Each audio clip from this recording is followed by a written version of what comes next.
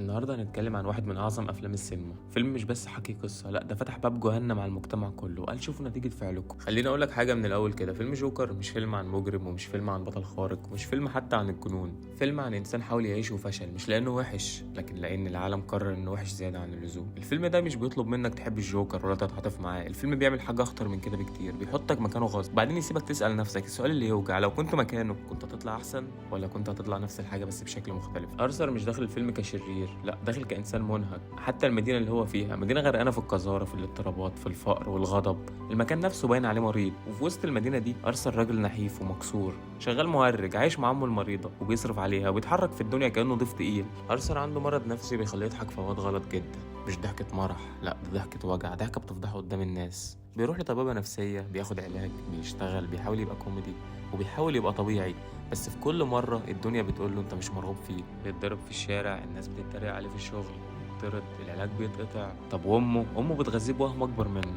ارثر مش مجنون بالطريقة الكرتونية، ولا هو حالة نفسية عمرها ما حصلت، لا ارثر حالته واقعية جدا. ارثر نفسيا بيعاني من اضطراب عصبي واكتئاب حاد واعتماد عاطفي مرضي على الام، طفولة متدمرة، ذاكرة مزيفة، وده اخطر جزء.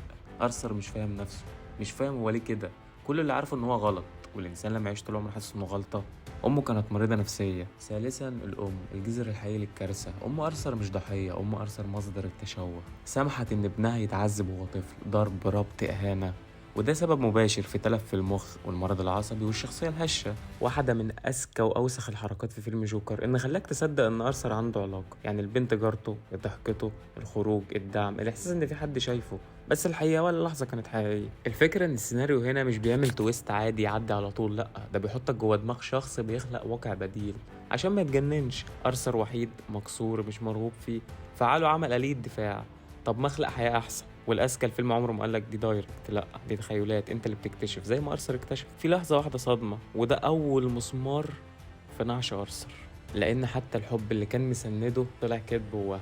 مشهد الستيج ده مش مجرد إحراج، ده إعدام نفسي علني. أرثر طلع يقدم حاجة هو مؤمن بيها، فاكر نفسه إنه دمه خفيف، فاكر الناس هتحبه، وفجأة النوبة بتيجي.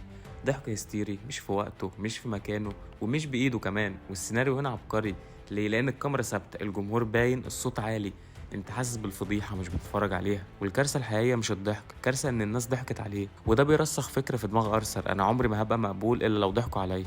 وفوق ده كله ارثر اتدمر هويته. ارثر طول الفيلم فاكر ان توماس واين هو ابوه، يعني مش فقير، مش مكسور، مش ابن شارع، يعني ليه قيمة. بس لما اكتشف الحقيقة، اكتشف انه متبني، اتضرب، اتعذب، وامه كانت مريضة وكدابة.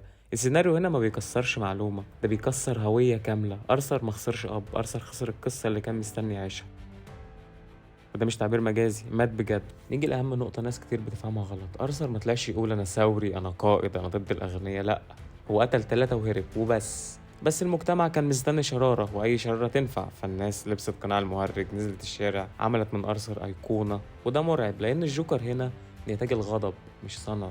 وده يخلي السؤال أخطر: هو الوحش ولا اللي احتاج إنه يكون وحش؟ ناس كتير فاكرة إن الجوكر اتولد في مشهد السلالم أو مع الميك اب أو مع الرقص، لأ التحول الحقيقي حصل قبل كده. حصل لما أرثر قتل أمه، دي اللحظة اللي قطع فيها آخر رابط إنساني، قرر ما يبقاش ضحية تاني. من هنا أي حاجة بعدها اختيار مش رد فعل. إعلان الميلاد، مشهد قتل المذيع، مش لأن في قتل، لأ لأن الجوكر كان مخطط وهادي ومسيطر، واعي بكل كلمة، ده مش انفجار، ده خطاب. الجوكر مش بيقتل المذيع لأنه وحش، لأ بيقتل لأنه رمز للسخرية من الضعف. وجملته الشهيرة اللي قالها، على فكرة دي مش شتيمة، دي حكم إدانة للمجتمع كله. القتل هنا مش تهور، مش جنون، ده إعلان رسمي: أنا هنا وأنتوا السبب. ومن اللحظة دي الجوكر اتولد قدام العالم كله، مش في دماغه بس. الحقيقة ان جوكر ما خدعكش، انت اللي صدقت ان الحب كان حقيقي، والمجتمع هيصلحه، والموهبة هتنقذه، والشهرة هتشفيه. الفيلم قالك لما كل الابواب تتقفل الانسان ممكن يخلق باب، ولو الباب ده كان جحيم. وده مش تبرير، ده تحذير. خلي بالك انت ممكن تكون شفت فيلم جوكر قبل كده، بس لو مركزتش في الكادر واللون وحركة الكاميرا يبقى انت شفت نص الحكاية بس. الفيلم ده مش محكي، الفيلم ده مرسوم حرفيا. من اول مشهد في الفيلم الكادر ضد ارثر. ارثر مش بس تعبان، ده مرفوض بصريا، الكاميرا دايما بتحطه على طرف الكادر، او غرقان، او في فراغ حواليه، في مساحه كبيره. ده معناه ايه؟ معناه ان العالم سايب له مكان بس مش معترف بيه. لاحظ ان ده ما بيتغيرش غير بعد اول قتل. من اللحظه دي ارثر بدا يدخل نص الصوره، بدا يبقى متوازن، مسيطر، مش لانه صح لكن لانه بقى واضح.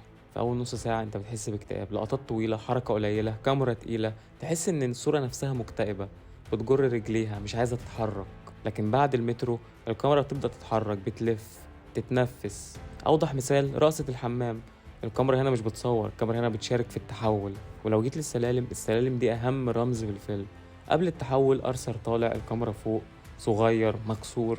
لكن بعد التحول الجوكر نازل، الكاميرا تحت، مالي الكادر، بيرقص. المكان واحد بس النفسية مختلفة. السلالم ما كانتش طريق، ده كانت امتحان. والحقيقة ان الالوان في الفيلم بتتكلم بدل الشخصية. الالوان في الاول اخضر مريض، بني، رمادي، الوان مستشفى، الوان اهمال، الوان مرض مش متعالج. اللون الاخضر بالذات موجود في المترو، في الاضاءة، في الخلفيات. يعني الجنون مش جواه، الجنون في البيئة. وبعد التحول اللون بقى احمر، برتقالي، ذهبي، الوان مسرح، الوان عرض، الوان فرجة. كأن الفيلم بيقول أرثر ما تحسنش، بس هو بقى مقبول لما بقى استعراض. لاحظ كده ان كل ما أرثر بيقف قدام مراية مش بيبص على نفسه، لأ ده بيجرب شخصية. في الأول بيشد شفايفه عايز يضحك بس مش قادر. في المترو بيبص ويرقص من غير ضحك.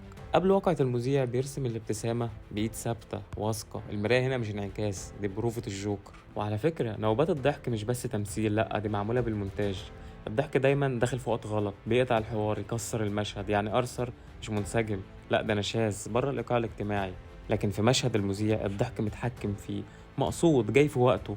اول مره الضحك يبقى سلاح مش مرض. والحقيقه ان علاقه ارثر بصوفي ولا مره الكاميرا بتقرب قوي، لا دايما في مسافه. ليه؟ عشان المخرج سايب شك حتى لو انت مش حاسس بيه. ولما الحقيقه تظهر، نفس المشاهد، نفس الكادرات، بس هي بعيده وبارده وغريبه، من غير فلاش باك، من غير موسيقى، بس فراغ. وده أقسى كشف في الفيلم. لو ركزت في مشهد الاستوديو هتلاقي النور فيه أبيض فاضح، مفيش ظل، مفيش هروب. الجوكر قرر يطلع للنور قدام الكل. الكاميرا قريبة جدا، وشه ملا الشاشة. يعني بص، ده وش اللي انت عملته. فيلم جوكر مش فيلم عن شرير ولا عن مجنون، لأ ده فيلم عن ازاي الكادر واللون والكاميرا يصنعوا وحش من غير ما يقولوا كلمة. لو ركزت في الصورة هتفهم ان أرثر كان هو القناع والجوكر هو الحقيقة. خليني أقولك رأيي بصراحة من غير تلميع ولا شعارات. فيلم جوكر مش عظيم عشان قصته، القصة بسيطة جدا، شفناها قبل كده أكتر من مرة. عظمته الحقيقية إنه فيلم خبيث معمول عشان يجرك للتعاطف وبعدين يسيبك قدام نفسك متلخبط. الحقيقة إن الجوكر مش بطل، بس الفيلم خلى التعاطف غصب. الفيلم عمره ما قالك أرثر صح، بس عمل حاجة أخطر، خلاك تفهمه. الفيلم ده مرعب لأننا متعودين نفصل، ده مجرم وده ضحية. الفيلم كسر التقسيمة دي، قالك الاتنين ممكن يبقوا شخص واحد عادي. والمهم تعرف إن الفيلم اتعمل بره نظام مارفل ودي سي التقليدي، فما فيش عالم مشترك، ما فيش أبطال، ما فيش تمهيد لأجزاء. ليه؟ عشان المخرج كان عايز يعمل فيلم الشكل ده. عشان كده الفيلم بطيء، تقيل، خانق، مش ممتع بالمعنى التجاري، وده مقصود. واكين فينيكس خسر أكتر من 24 كيلو عشان الفيلم ده دخل في عزلة، كان بيغير الحوار في اللوكيشن، انسحب من بروفات كتير. ليه؟ لأنه ما كانش بيمثل، هو كان بيفقد توازنه تدريجيا. حتى الرقصات مش مكتوبة، مش مصممة، لا ده طالعة من جسده. الجسم في الفيلم بيتكلم أكتر من الكلام. والحقيقة إن الفيلم اتهاجم مش علشان عنيف، لأ عشان ناس كتير قالت الفيلم بيمجد العنف. وده في رأيي كلام سطحي. الفيلم ما بيمجدش العنف ولا حاجة، هو الفيلم وراك ليه العنف بيحصل وسابك من غير إجابة مريحة.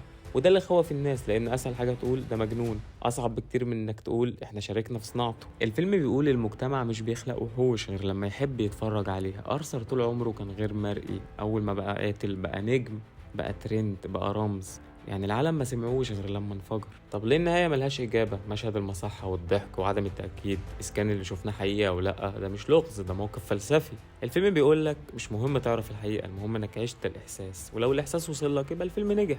فيلم جوكر مش فيلم عشان يتشاف ولا عشان تستمتع بيه ولا تخرج مبسوط، لأ ده فيلم يتشاف وبعدين يقعد معاك، بعدين يخليك تشك في أحكامك وفي نظرتك للناس وفي فكرة الطبيعي نفسها. مش تحفة كاملة، بس تجربة صادقة ومخيفة عشان قريبة جدا من الواقع. أرثر هو مش حالة واحدة، لأ هو تراكم أمراض وضغوط. مرض عصبي بيخليه يضحك غصب عنه، عنده اكتئاب حاد، طفولة مليانة عنف وإهمال، أم مريضة زرعت فيه وهم، مجتمع بيكافئ القسوة وبيعاقب الضعف. وده مهم. الفيلم عمره ما قال إن المرض النفسي عنف، لكن قال إن الإهمال والسخرية والفقر ممكن يحول المرض لقنبلة. أرثر ما بدأش قاتل، بدأ غير مرئي، وأخطر مرحلة في أي إنسان إنه يحس إنه مش موجود. لو التحليل ده خلاك تشوف جوكر بعين غير اللي شفته بيها قبل كده، لو حسستك إن الفيلم أعمق وأخطر بكتير، اعمل لايك وسبسكرايب عشان الفيديو ده يوصل لأكبر عدد من الناس. واستنى الفيديو الجاي.